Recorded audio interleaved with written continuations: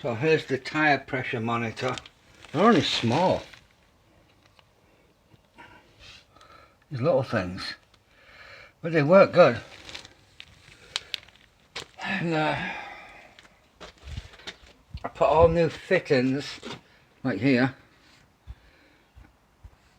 all the way from the compressor, all the way down to the tool. That's all new stuff. Well, this, what is this? Yeah, this wouldn't take off the lug nut before. Wait a minute. Maybe.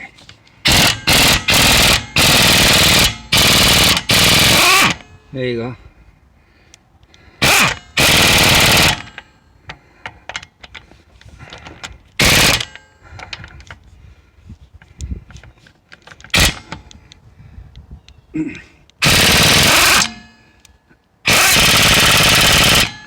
Taking them off, no problem now.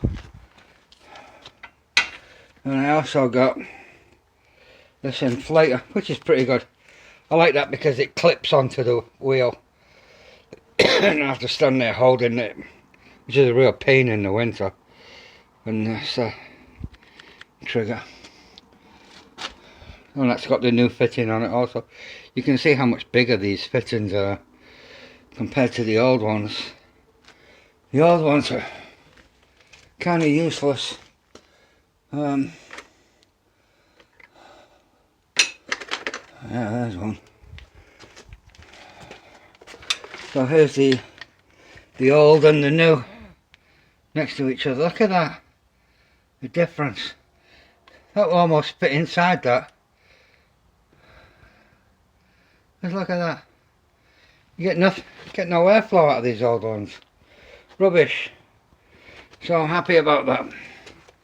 Everything worked, and it came with a kit with a whole bunch of I've got a whole bunch of fittings still to go here. I'm not going to put them on most of my tools because I just don't need them. Just needed it on the impact. Don't need it on the air wrench.